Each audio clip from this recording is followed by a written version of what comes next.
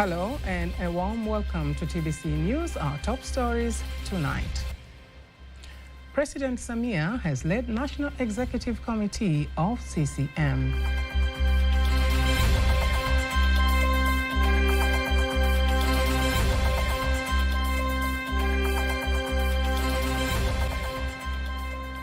Tanzania impressed by East African crude oil pipeline project progress.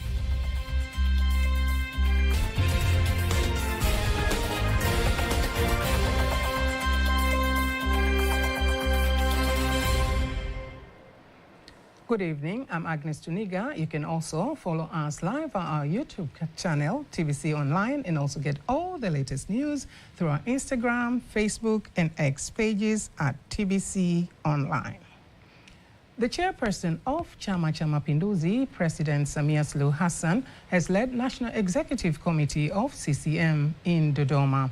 The meeting is expected to nominate names of candidates vying for posts of Member of Parliament, Councillor and representative of Zanzibar Revolutionary Council for the upcoming general elections.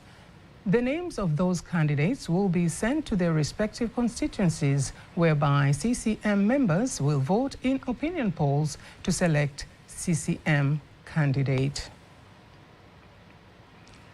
The government of Tanzania is impressed by the progress of the East African crude oil pipeline ERCOP project, saying its implementation has reached 65%.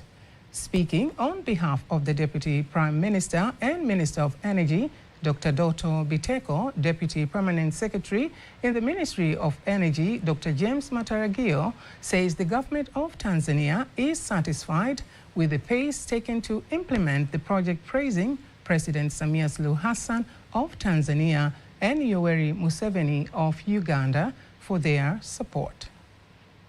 Kwa ujumla katika maeneo ambayo tumepitia, kazi inaendelea vizuri. Therefore, my visit is to ensure that the broader interests of our country are taken into account by ensuring that the plans for this project are followed by all stakeholders as determined by the government.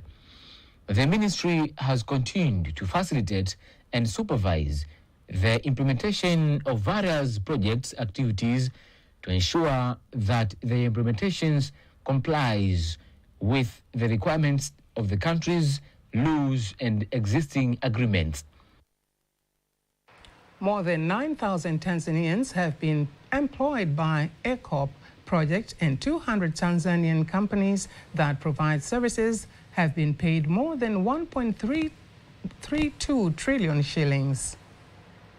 A total of 9,194 jobs have been created during the project's construction period, with 75% benefiting Tanzanians with middle-income earners and 25% benefiting Tanzanians with various engineering skills in the mechanical, constructions, and electrical sectors. Tanzania owns 15% shares at the ERCOP project, Uganda 15%, CNOOC company from China 8%, and Total Energies 62%. The Minister for Lands, Housing and Human Settlements Development, Deogratius Ndejembi, says Tanzania is one of the fastest urbanizing countries in sub-Saharan Africa, which poses challenges in housing delivery, service provision, and environmental management towards achieving SDGs by 2030. Speaking at the seminar on housing, building, and urban development held in Dar es Salaam, Ndejembi further stipulated the efforts that the government has been making in addressing land and housing issues, such as improvement of the infrastructure, while the Japanese ambassador to Tanzania, Yoichi Mikami, reaffirmed Japanese commitment to collaborating with Tanzania in the housing sector. Faith Ngaga has prepared the following report.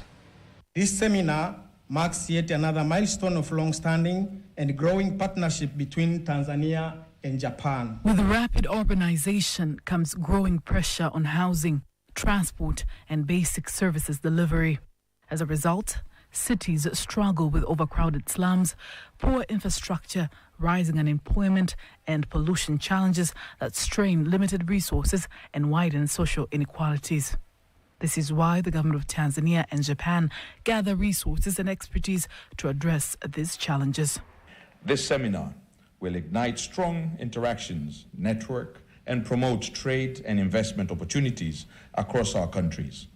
Tanzania and Japan have a strong and enduring partnership marked by robust cooperation across various sectors. This special event will strengthen and expand the scope of our cooperation in the housing and urban development sector.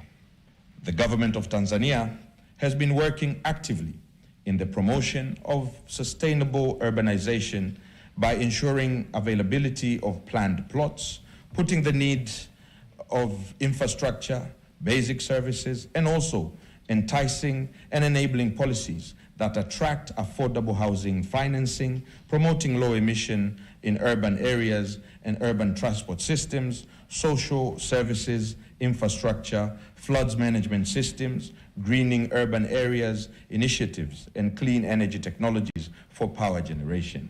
Over the past year, we have witnessed considerable progress in our bilateral relationship.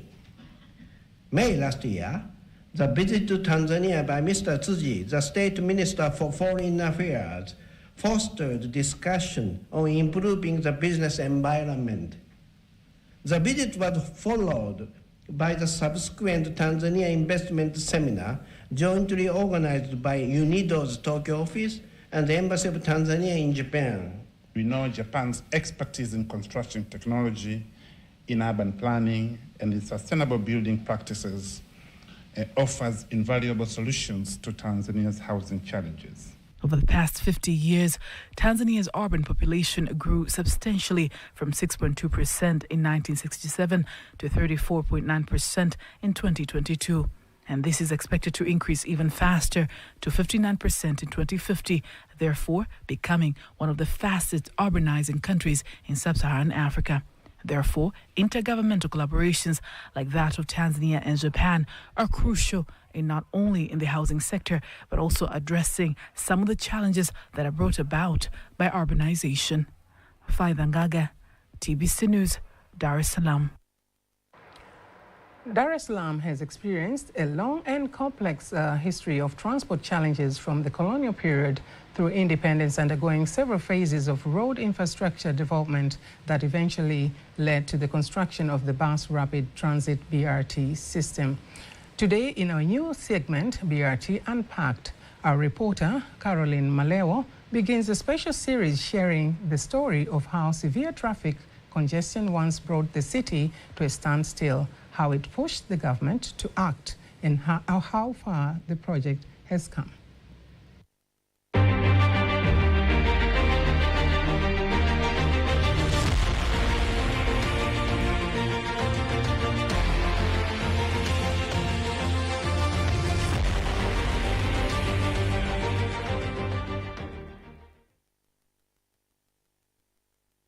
Dar es Salaam is one of the most important cities in Africa, a gateway for international trade through its main port, a starting point for the standard gauge railway, also a home to several major national development projects. But despite its significance, the city has for so many years been a scene of transport frustrations. With a population of over 7 million and growing rapidly, the city began to feel the weight of its own expansion. More people meant more vehicles on roads, and that meant more traffic. It became normal for residents to spend more than 3 hours in traffic just to get to work or to get to school. Many missed appointments, some lost jobs, and most arrived home late, exhausted and frustrated. To understand how far we have come, we need to go back in time. The history of public transport in Dar es Salaam can be traced back in 1949, when a private company called Dar es Salaam Motor Transport, or DMT, was established to provide bus services connecting parts of the mainland Tanzania. But in 1974, the company was nationalized. The government split it into two, and one part became the Dar es Salaam Transport Corporation, commonly known as UDA, tasked with managing public transport in the city. Despite these efforts, the transport system continued to crumble. Buses were overcrowded, passengers fought for space, and traffic congestion worsened. It was a daily struggle that affected everyone. Traffic jam is a big problem. It was this reality that pushed the government to act. In 2002, the Dar es Salaam City Council proposed a long-term solution: the Bus Rapid Transit System, a modern, fast, and efficient public transport network built to ease congestion and serve the growing population. The project was initially formulated by the former City Council of Dar es Salaam back 2005 with the main objective of reducing congestion for the public transport in the city of Dar es Salaam. That was the main objective, because by the previous time those daladalas were causing a big congestion in the city, not only the number of buses but even delayed travel time to the public, to people. It was a big challenge. So by introducing this BRT system, that was the main objective, to reduce the congestion and then to reduce travel time for the public. The BRT was designed with dedicated bus lanes, modern stations, electronic ticketing, and high-capacity buses, and its construction has been rolled out in phases. The first phase, stretching 20.9 kilometers, was launched and quickly transformed how people moved in and out of the city. Since that first breakthrough, the system continued to grow. Phase 2 now covers 20.3 kilometers. Phase 3 extends even further, 23.6 kilometers. Phase 4 reaches 30.1 kilometers, and Phase 5 adds another 26 kilometers to the network. The largest of them all, Phase 6, is still on the drawing board, expected to span 33.5 kilometers once the construction begins. Each phase is like a green light, opening up new routes, easing congestion, and bringing the promise of smoother travel to more parts of the city.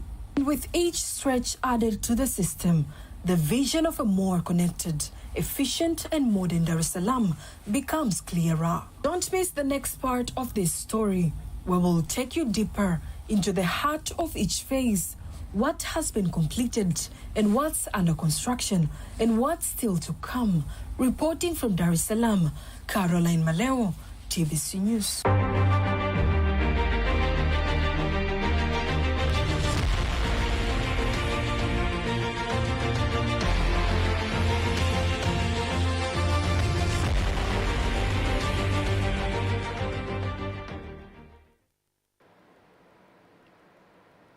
Although the use of free Wi-Fi in public areas is cheap to the users, reports say there is a possibility of users' personal details being hacked. TBC News has interviewed Director General of ICT Commission, Dr. Nkundwe Mwasaga, to understand more on the issue.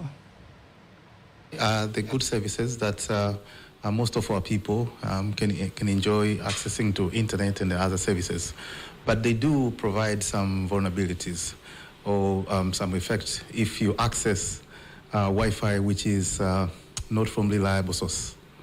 So the important thing is people to understand which is a reliable source or not reliable source, because some of the people sometimes they might pose like they are offering the services of Wi-Fi freely, but in actual fact maybe they are interested to gain some information which can enable them to get information that maybe information which are infringing your personal data protection, which is protected by law in Tanzania.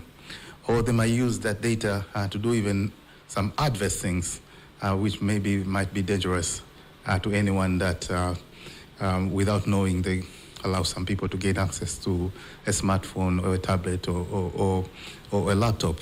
For example, someone may gain your banking information and they can end up getting loans. And financial institution may be thinking that it's actually you who took loan, but it may be someone have used the Wi-Fi to gain access to you. So the most important thing is for everyone to understand the source and to use the reliable source. Air Tanzania Company Limited, ATCL, and Kenya Airways, KQ, have signed Memorandum of Understanding for strategic collaboration on ground handling maintenance, commercial operations, customer service, and crew development. Signing the MOU in Dar es Salaam, ATCL Chief Executive Officer Peter Ulanga says the move will also enable the airline's employees to keep up with international standards and increase the efficiency of both airlines. This Memorandum of Understanding is a significant milestone in Air Tanzania's international collaboration efforts, being the first to focus specifically on comprehensive capacity building across the entire airline value chain, including ground handling, maintenance, commercial operations, customer service, and crew development. While Air Tanzania has signed over 10 Memorandum of Understanding with major international airlines such as Emirates, Qatar, Turkish, KLM, Ethiopian Airlines, Egypt Air, Saudi Air, India, Oman Air, Rwanda Air, and Uganda Airlines, and many others, including Precision and ProFlight Zambia, those partnerships have primarily centered on commercial collaboration. This agreement, however, sets itself apart by prioritizing long-term institutional growth and operational excellence. On the other hand, Kenya Airways Chief Executive Officer Alan Kilavuka says signing of the agreement will expand the market for the airlines, especially in regional markets. Both missions reflect our commitment to safety and facilitating economic growth and social development across Africa by enhancing connectivity between our region, Africa, and the rest of the world.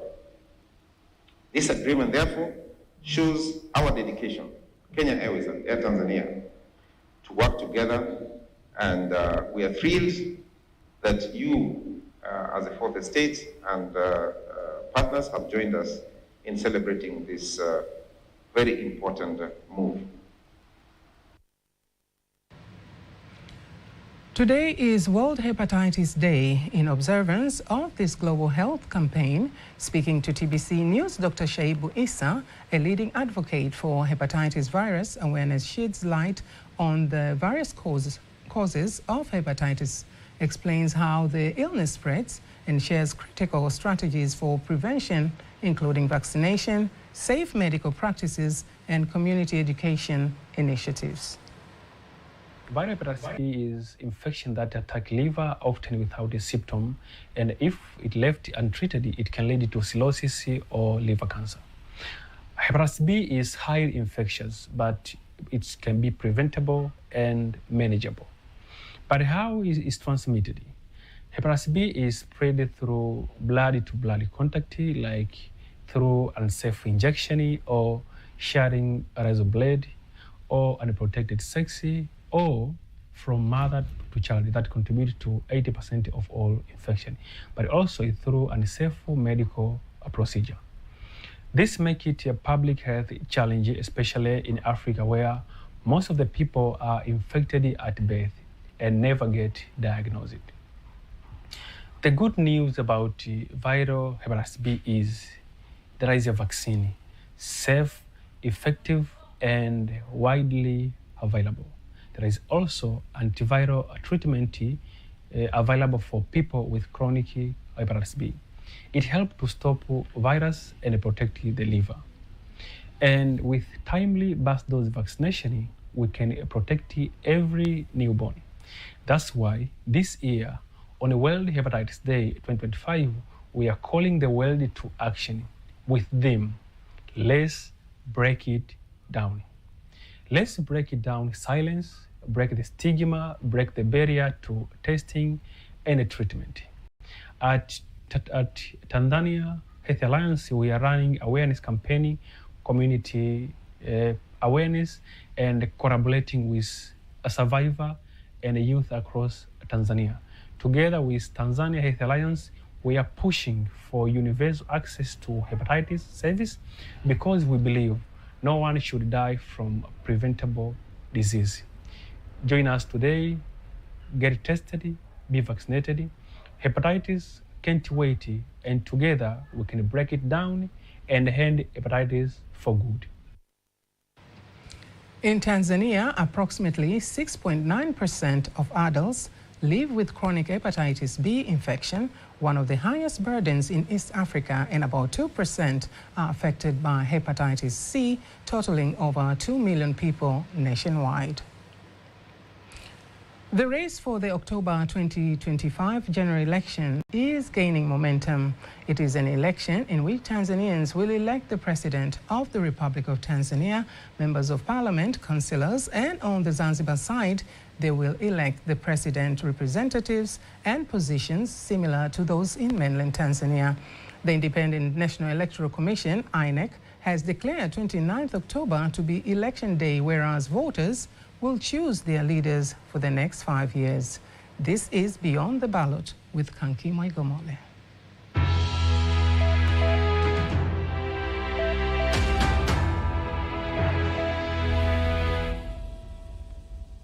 This is the 7th election since the return of the multi-party system in 1992. But it is the first for the ruling CCM party to field a female candidate who's expected to be the current president, Samia Suluhu Hassan. Since the 12th Parliament of Tanzania officially concluded its activities on June 27, 2025, the media and social media have been flooded with pictures of aspirants, especially in the parliamentary seat, and many of the aspirants seem to be heading towards the ruling party. The aspirants are of two groups: those who are used to being seen in the daily activities of Chama cha Mapinduzi, and the second group are aspirants who have absolutely no history of engaging in the open activities of CCM. According to the Secretary of the National Council Committee, NEC, Ideology, Propaganda and Training of CCM, Amos Makala, at least 5,475 members have submitted forms to contest for parliamentary and House of Representatives seats for Zanzibar in the upcoming general elections. After the closing of the collection and return of forms within CCM for parliamentary seats in all 272 constituencies in the country, interested candidates from mainland Tanzania are 3,585, while interested candidates from Zanzibar are 524. In terms of members of the Zanzibar House of Representatives, a total of 503 candidates have collected forms. In general, at all levels, including councillors, have reached 20,000. Makala has explained that this number shows a strong response from CCM members in participating in vying for leadership positions within the party. And the next step is the screening process. Kanki Maigomole, TBC News.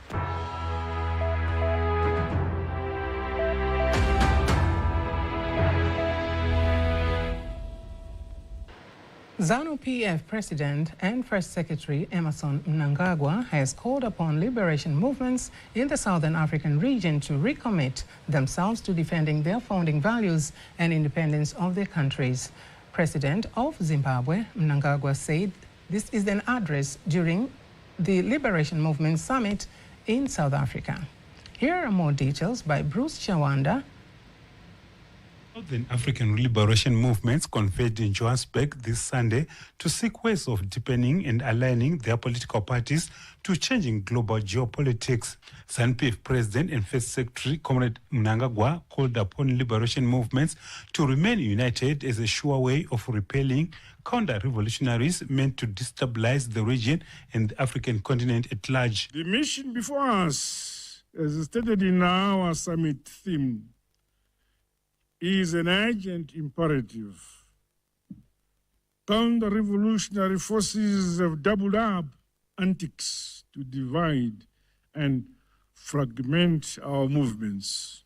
They are unrelenting in their nefarious quest to obliterate the liberation of movements from the political radar of our region. However, we must remain emboldened by our rich liberation history, which is our greatest teacher. The millions of people who look to liberation movements with hope for a better tomorrow should be a source of inspiration for us. Before concluding the local news, let's have a look at our today's exchange rates according to the Bank of Tanzania, BOT.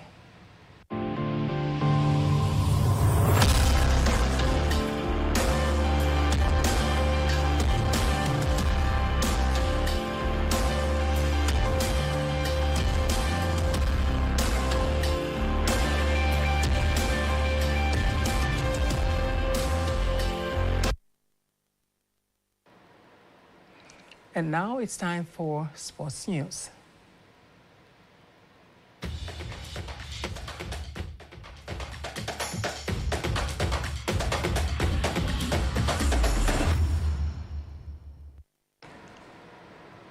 Former Taifa Stars and young African coach Marcio Maximo says he's selected to work with KMC in Tanzania because Tanzania Premier League is among the top best league in Africa.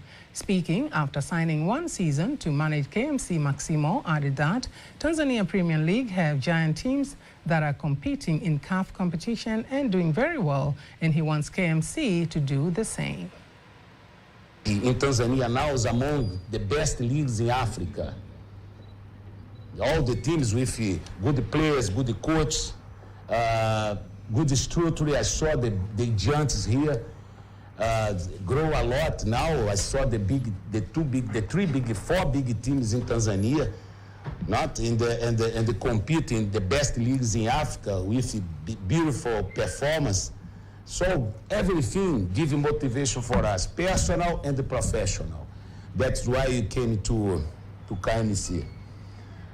Everybody asked me why you decide for KMC. Firstly, because KMC have a good management.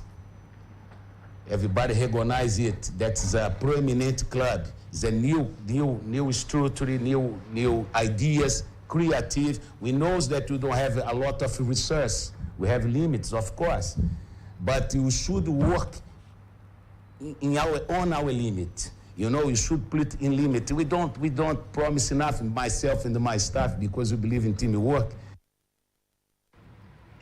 Maximo previously coached Taifa Stars from 2006 to 2010, where he led the historical qualification for the African National Championship CHAN 2009. He later had a short spell of time coaching with Giants Young Africans in 2014.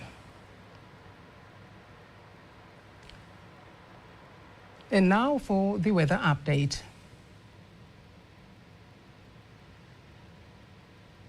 Yeah, viewers, and thank you for joining us for the next 24 weather forecast. And for tonight, we expect the entire country to feature with partly cloud conditions.